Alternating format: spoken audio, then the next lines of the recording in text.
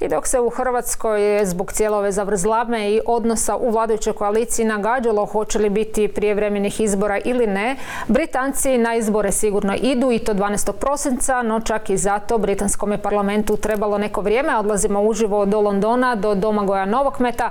Domagoj izbori su dakle 12. prosinca, Brexit se odgodio do najkasnije 31. siječnja. Politički život u Ujedinjenom Kraljevstvu sada dobiva novu dinamiku. Pitanje je što će ti izbori donijeti, odnosno kakav će odnos snaga biti u novom sazivu britanskog parlamenta, odnosno treba li očekivati neke značajnije promjene.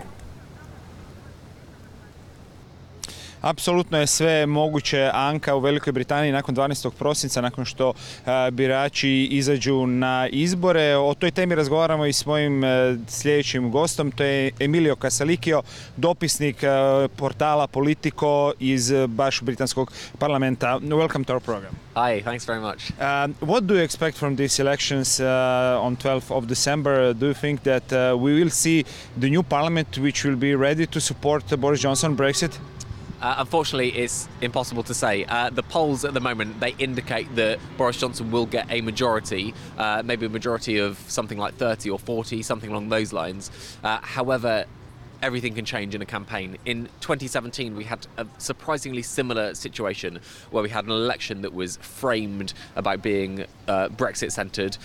Labour were much further behind in the polls. Theresa May was high in the polls, but the campaign changed everything. The Conservatives released a damaging manifesto. Jeremy Corbyn did much better than expected. And in the end, the Conservatives lost the majority they had and we ended up with a hung parliament. So it looks like it could be good news for Boris Johnson at the moment, but in the next 5 weeks, anything could happen, everything could change. I spoke this morning with some analytics and they told me that the Labour Party will try to push the focus on health system, on other issues, not only on Brexit. It's happening right now in Parliament.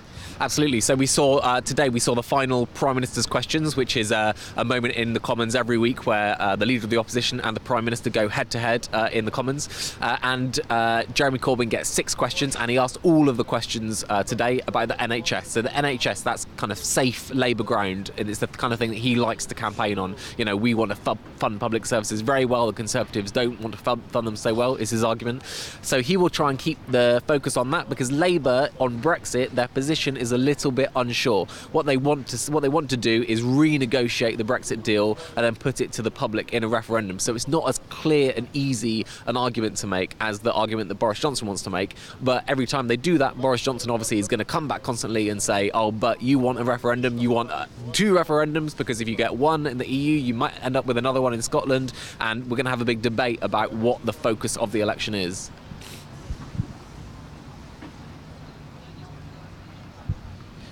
But another thing also when we speak about Boris Johnson and Corbyn, Corbyn was hoping that the Brexit will explode into Boris Johnson's face, but it won't happen. Well, so far, it looks like Boris Johnson has actually managed to play a pretty good hand on Brexit. Nobody thought that he was going to get a deal. Nobody thought that the EU was going to allow him to renegotiate with them. But he did manage to do it in a relatively short amount of time, at least compared to the amount of time it took Theresa May to get a deal. He's managed to get a parliamentary majority for that deal, something Theresa May never did. So he's taken the Brexit process much further than Theresa May ever did. And so, unfortunately for Jeremy Corbyn, it would appear, Boris Johnson, he looks quite strong on Brexit, which is why it makes more sense for Jeremy Corbyn to try and kind of pull the focus away a little bit from that and focus on domestic issues like the NHS, like you said. And when we speak about Brexit agreement which Johnson offered to the Parliament, from your perspective, your opinion, is it better than Theresa May agreement or not?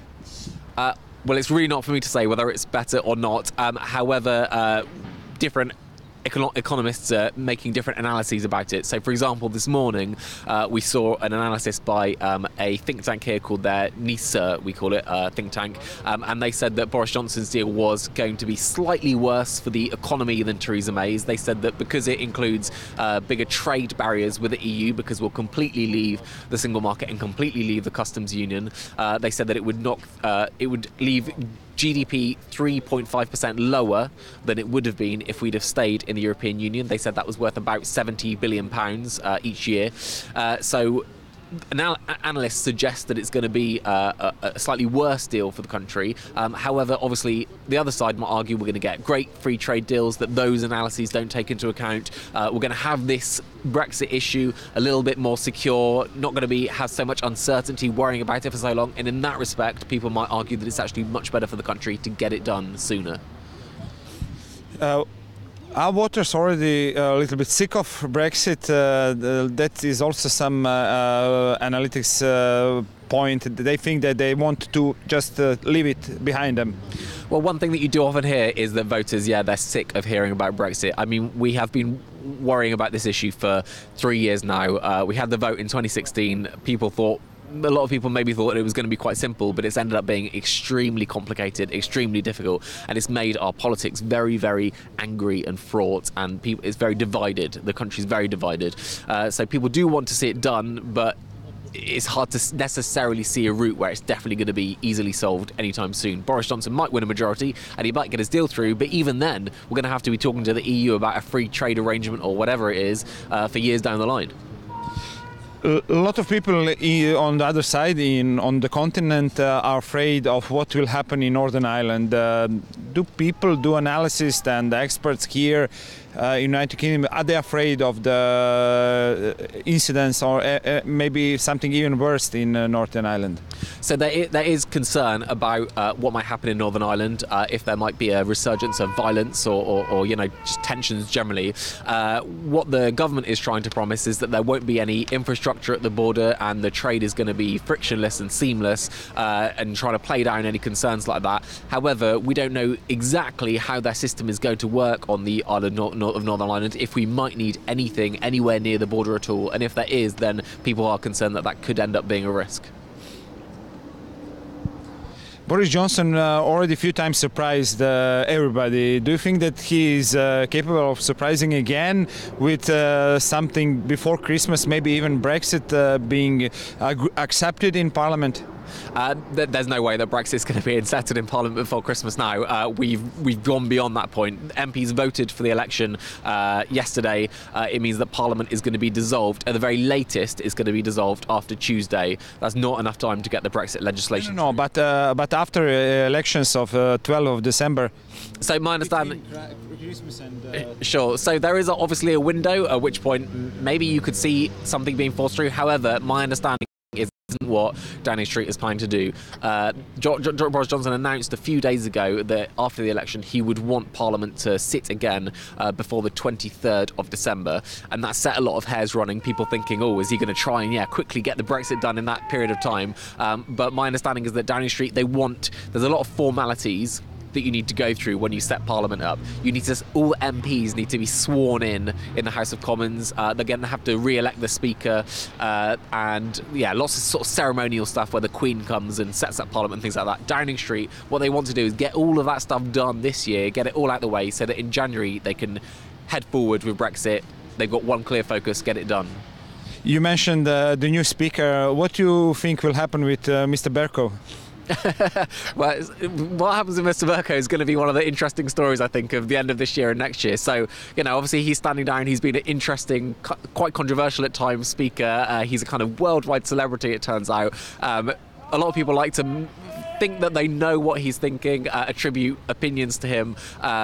We don't know if they're true or not necessarily, but once he steps down, we don't know. Maybe he will start talking a little bit more frankly about what he really thinks about Brexit and the process and the state that the country's in, and that would be really fascinating to look at.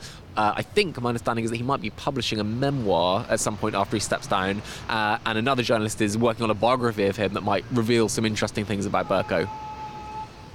Also, a big question is who will be at least temporary commissioner from United Kingdom. Are there any speculations about that?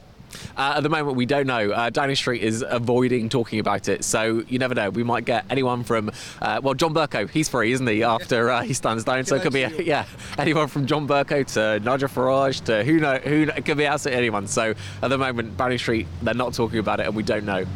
And could it be possible that Johnson would ignore that obligation?